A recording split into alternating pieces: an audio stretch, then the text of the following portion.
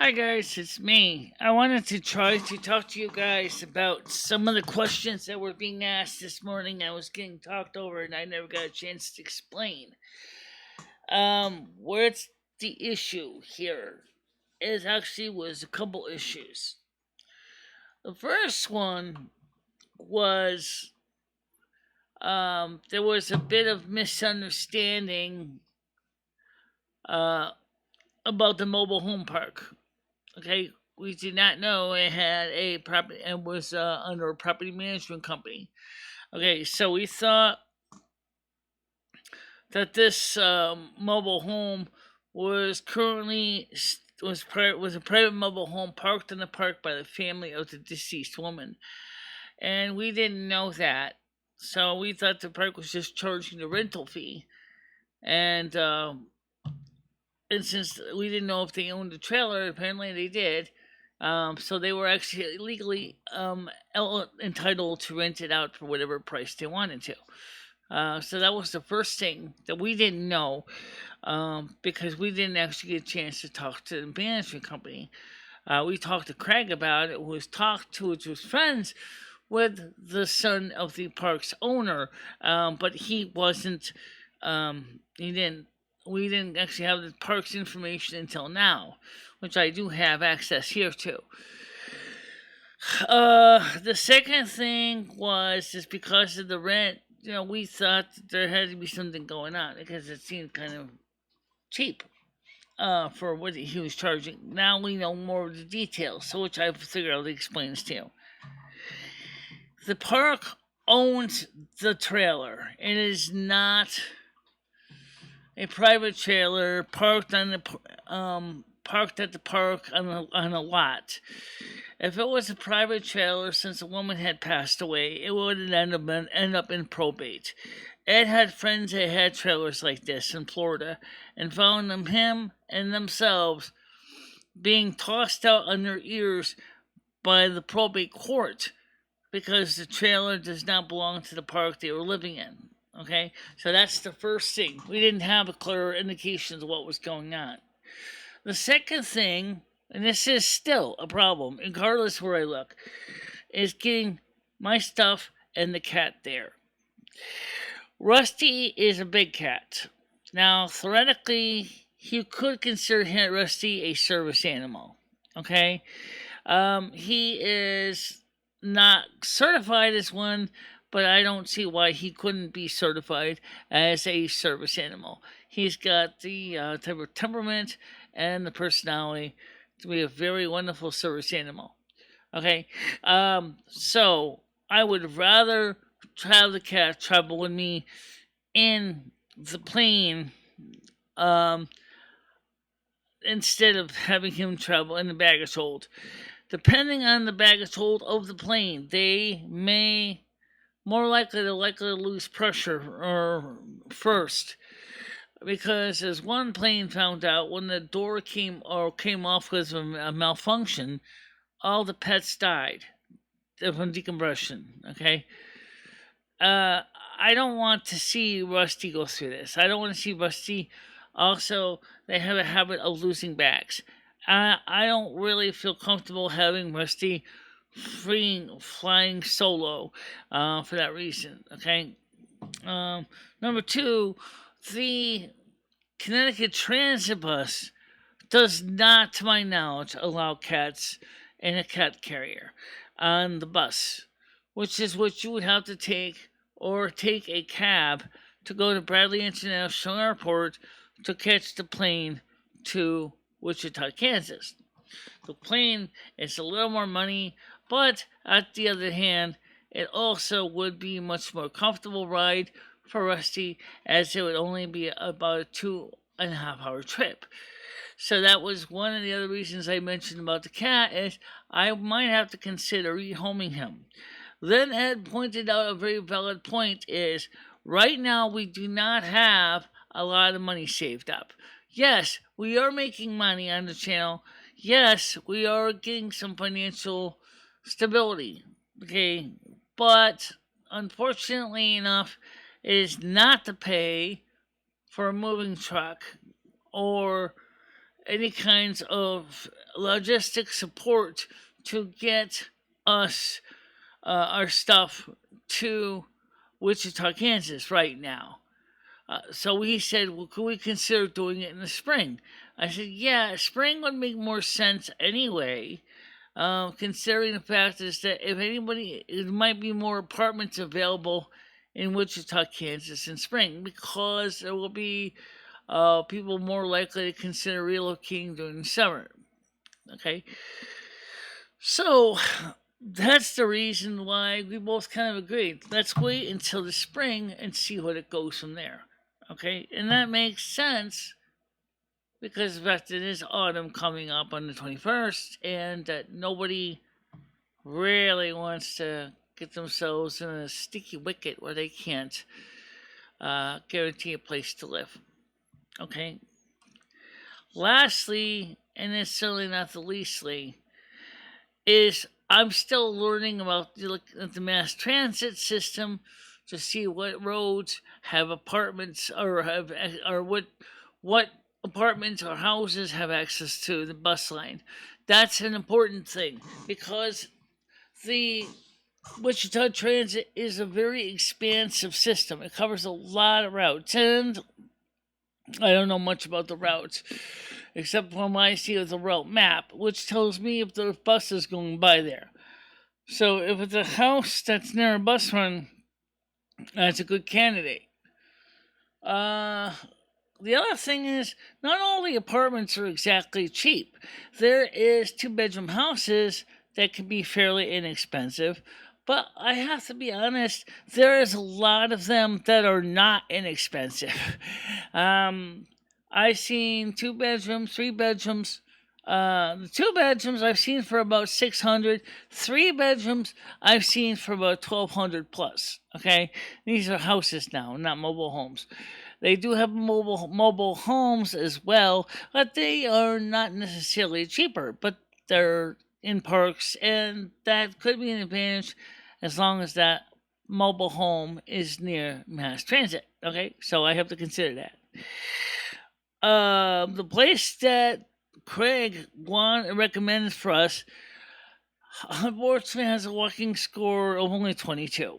Now, I don't know exactly what that means when they say a walking score of 22, but it very clearly said, guess what?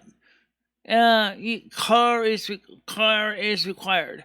So, which means for me and Ed, that would be a bad choice because he would need a car, and we don't currently have one. So then we get back to the car business again. Now, so yeah, that's something. But then again, if you look at Winstead, according to the score system, how does Winstead rank? I'm gonna say Winstead ranks probably about 35 in walkability. As far as mass transit, I'm gonna say Winstead is about 35. Okay, so that means that Winstead in that case is a bit better than the complex that he mentioned, but it's still, you can still run into a problem with that too. So you have to consider all of these factors, especially when you're registered blind. You don't have that option to go, oh, let's just go wing it. Go in there because the guy is offering us a great deal. It was a great deal. It really was. But it wasn't going to work for me. Or Ed, for that matter. Okay? So, we have to consider. Now, if we can get the mobility scooters, then we would have transportation, which is something that we've talked about many, many times before. If we can get a mobility scooter when we get to Wichita, his or hers, absolutely 2-bedroom, 3-bedroom apartments. I also want one with gas cooking, and I've been looking at what's out there and some of the apartment listings. There are some apartments with gas cooking, and some of them are in pretty good shape. But some of the ones that are run by management companies, of course, the management company has their hands out going, no, you got to pay an application fee, you got to pay a vet fee, you got to pay a security deposit, you got to pay all these extra fees, which kind of, really kind of wanted to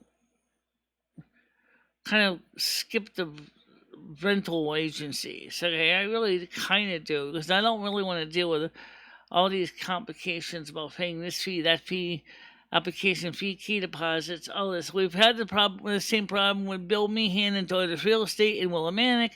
At least I did. I didn't know it then. Um, Charging me all these fees just to get into, um, 18 Carey Hill Alley in Willimantic. This is something I went through with Peter Insulaco, which was the actual owner. I kind of don't want to go there again.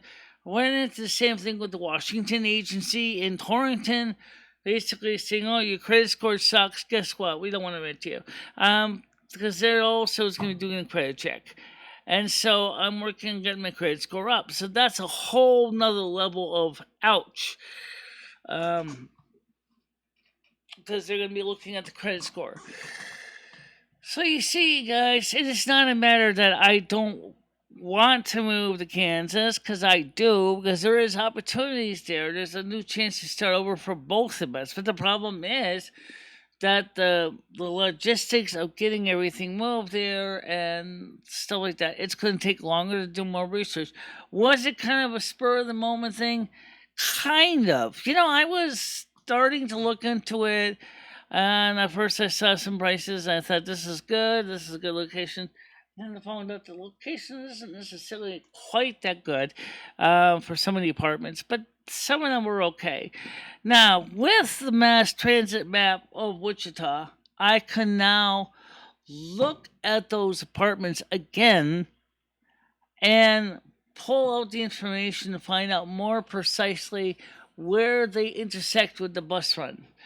And that's something that is important. I don't see many of these maps showing the bus transit authority information on top of the roads, show you where the bus stops are, and that's something I'm going to need to find out and see how this cross reference.